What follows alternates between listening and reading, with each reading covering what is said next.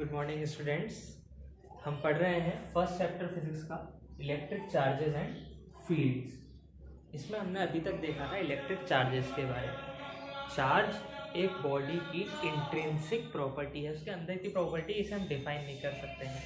Charge की unit क्या होती है? कूलॉम। चार्ज को हम दिखाते कैसे हैं? क्यू से। चार्ज दो तरीके का होता है, पॉजिटिव और नेगेटिव। ये थी चार्ज की बातें। इसके बाद प्रॉपर्टीज ऑफ चार्ज में हम पढ़ते हैं कि दो सबसे ज़्यादा इंपॉर्टेंट प्रॉपर्टीज होती है चार्ज की। पहली होती है कंजर्वेशन ऑफ चार्ज और दूसरी होती है quantization of charge. Conservation of charge का मतलब क्या है कि किसी भी आइसोलेटेड सिस्टम का टोटल चार्ज हमेशा कांस्टेंट रहेगा। फॉर एग्जांपल, कोई भी आइसोलेटेड सिस्टम मतलब जिसके आसपास और कोई दूसरा सिस्टम नहीं है, बिल्कुल दीन दुनिया से अलग कोने में है, आइसोलेटेड सिस्टम। जैसे अभी कोरोना में होता है ना कि आइसोलेशन में डाल दिया। आइसोलेशन मतलब सबसे, फैमिली वालों से दूर। सेम चीज आइसोलेटेड सिस्टम का टोटल चार्ज, जैसे इसके अंदर सपोज करो +3 कूलॉम, +5 कूलॉम, -2 कूलॉम, तो टोटल चार्ज कितना हुआ सर? 3 + 5 6 -2, sorry 3 + 5 8 -2 6 Coulomb. अब इसका जो टोटल चार्ज है वो हमेशा इतना ही रहेगा। चार्ज ना क्रिएट हो सकता है ना डिस्ट्रॉय हो सकता है, बस एक बॉडी से दूसरी बॉडी में ट्रांसफर हो सकता है। सिंस इस सिस्टम के आसपास कोई दूसरी बॉडी है ही नहीं, तो टोटल चार्ज कहीं जाएगा ही नहीं। तो total charge of an isolated system is constant. ये होता है कंजर्वेशन ऑफ चार्ज। हमेशा कंजर्व रहेगा चार्ज। कंजर्व का मतलब कांस्टेंट रहेगा, कभी चेंज नहीं होगा। Total charge of an isolated system is constant. Quantization of charge क्या बोलता है कि इस दुनिया के किसी भी चार्ज को हम लिख सकते हैं ±m × e। यहाँ पे m क्या है? m एक इंटीजर है, e क्या है? चार्ज ऑफ इलेक्ट्रॉन का मैग्नीट्यूड। कितना होता है? 1.6 देखो, किसी भी बॉडी के पास चार्ज कब आएगा? जब या तो वो इलेक्ट्रॉन दे या ले। तो इलेक्ट्रॉन देने से ही चार्ज आएगा। तो चार्ज किसका मल्टीपल होगा? इलेक्ट्रॉन के चार्ज का। कि भाई सपोज करो मैंने एक इलेक्ट्रॉन लूज कर दिया, मेरे ऊपर कितना चार्ज आ गया सर? प्लस में एक इलेक्ट्रॉन का चार्ज। मैंने 2 इलेक्ट्रॉन लूज करे तो कितना चार्ज आएगा? +2e, 2 इलेक्ट्रॉन का चार्ज। इसलिए इस दुनिया की किसी भी बॉडी में जो चार्ज है वो होगा integral multiple of charge of electron या proton. This is quantization of charge. इसके बाद हमने देखा था methods of charging a body.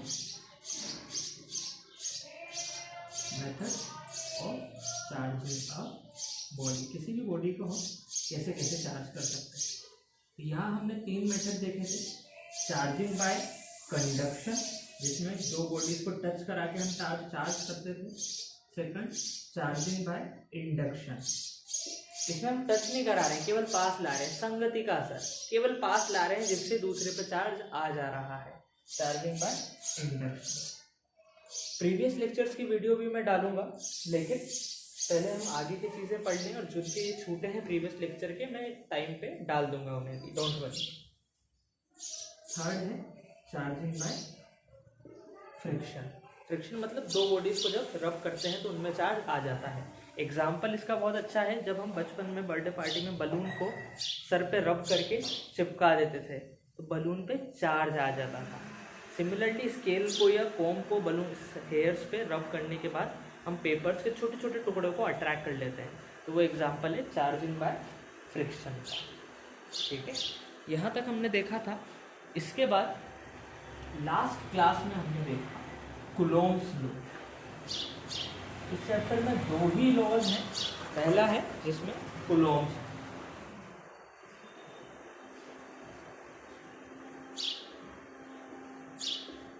अब कूलॉम्स लॉ क्या कहता है?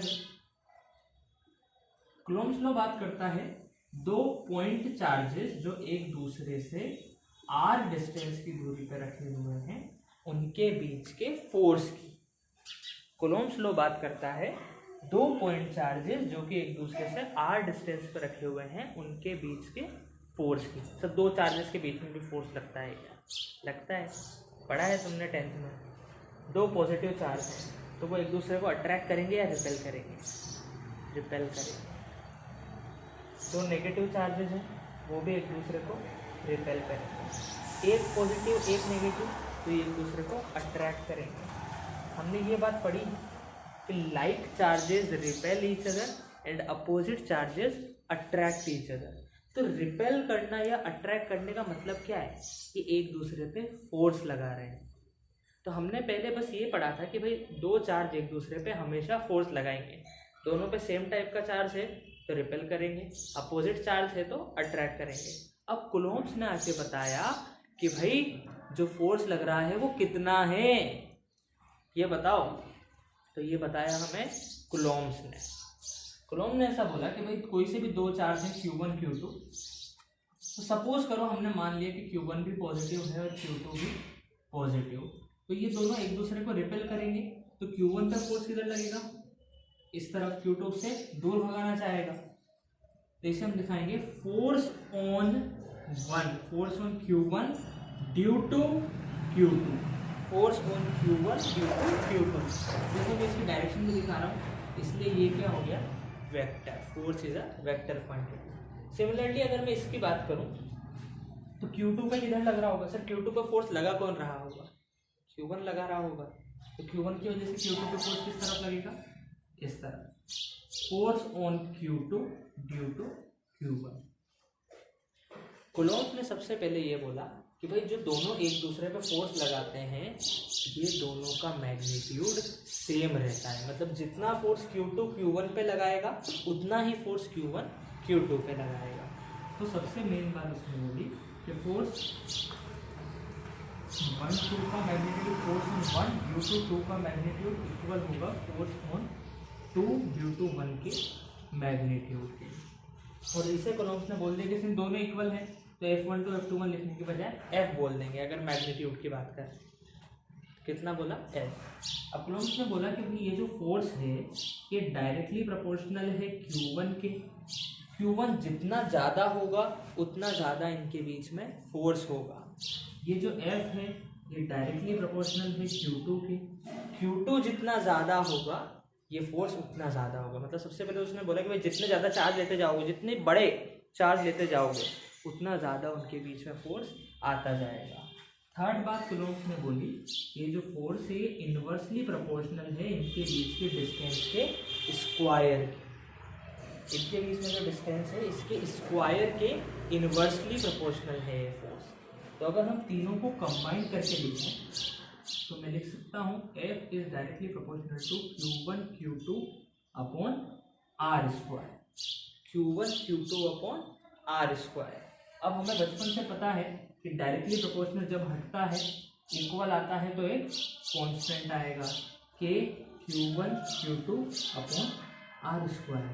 अरे सर ये तो फोर्स का फॉर्मूला मिल गया, ये फोर्स का फॉर्मूला मिल गया हमें। किनके बीच में? दो चार्ज के बीच में जब वो एक दूसरे से R डिस्टेंस पे हो तो उनके बीच में फोर्स कितना लगेगा? K Q1 Q2 upon R square. R क्या है? उनके बीच की डिस्टेंस। K क्या है? सर K एक कांस्टेंट है जो कि डिपेंड करता है, ऊपर लिख देता हूं मैं। K क्या है? K एक कांस्टेंट है जिसकी वैल्यू डिपेंड करती है मीडियम पे कि कौन सा मीडियम है।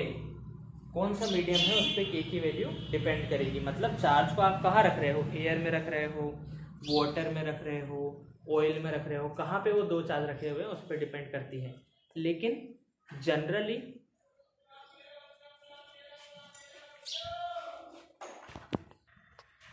ओके देखो K की वैल्यू डिपेंड करती है कि हम चार्जेस को कौन से मीडियम में रखते हैं। लेकिन जनरली हम चार्जेस को कहाँ रखते हैं? एयर में, या एयर को ही हम वैक्यूम भी बोल देते हैं, वैक्यूम में। तो जब हम उन्हें एयर या वैक्यूम में रखते हैं तो K की वैल्यू आती है 9 × 10⁹। इसकी यूनिट होती है न्यूटन मीटर स्क्वायर पर कूलोम्ब स्क्वायर।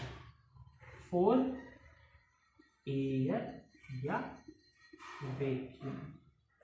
ए की वैल्यू आती है 9 × 10⁹ न्यूटन मीटर स्क्वायर पर कूलम्ब स्क्वायर। यानी कि अगर हमें दो चार्ज के बीच में फोर्स निकालना है तो हम लिखेंगे K 9 × 10⁹ Q1 की वैल्यू, Q2 की वैल्यू अपॉन उनके बीच के डिस्टेंस का स्क्वायर। ये होता है कूलम्ब्स लॉ। एक बार नोट कर लो, इसके बाद हम आगे बढ़ेंगे।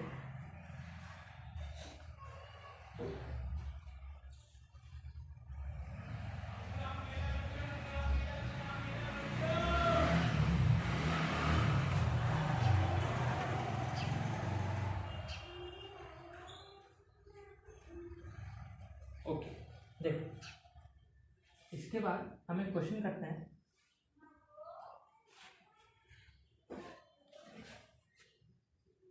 फाइंड, या फिर पहले इजी क्वेश्चन करते हैं कि भाई सपोज करो ये एक 5 कूलम्ब का चार्ज है, ये एक 4 कूलम्ब का चार्ज है, ये एक दूसरे से 2 मीटर की डिस्टेंस पे है।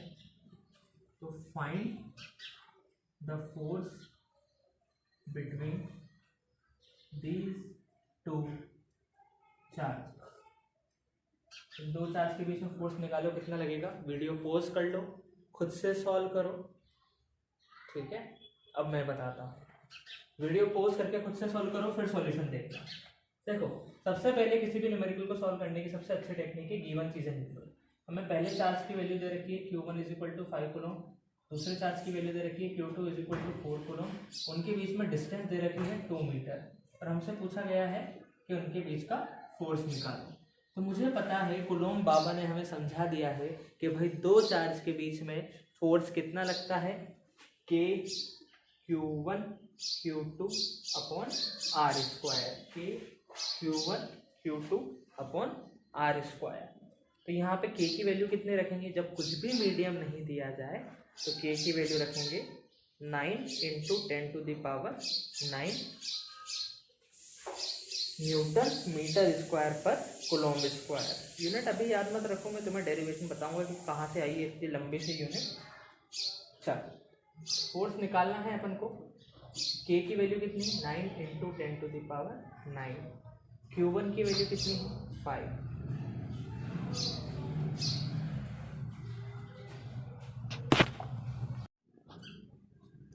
हाँ, तो 9 × 10⁹ Q1 की वैल्यू है 5, Q2 की वैल्यू है 4 अपॉन इनकी डिस्टेंस कितनी है 2 मीटर, तो 2 का स्क्वायर।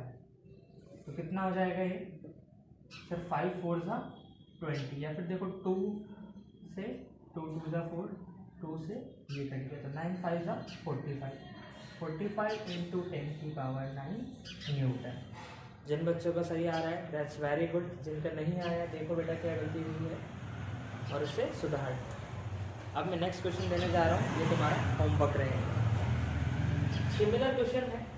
अच्छा, एक और इम्पॉर्टेंट बात, इस फॉर्मूले में Q1 Q2 जहाँ है, अगर मैंने तुम्हें चार्ज नेगेटिव दे दिया, जैसे इस क्वेश्चन में दे देता हूँ -4 कूलम्ब और डिस्टेंस है इनके बीच में 4 मीटर, ठीक है, माइनस, तो वो माइनस फॉर्मूले में मत रखना, कभी भी फॉर्मूले में माइनस नहीं रखना है, जो पॉजिटिव साइन के साथ ही रखना है। अगर नेगेटिव भी दिया है तो भी उसे पॉजिटिव ही, उसका मैग्नीट्यूड ही रखना है अपन को, ठीक है। तो तुम्हें इनके बीच में फोर्स निकाल के आना है। -4 कूलम्ब का चार्ज है, 4 कूलम्ब का चार्ज है, उनके बीच में डिस्टेंस 4 मीटर है, उनके बीच में फोर्स कैलकुलेट करनी है। Okay, that's all for today, have a nice day guys.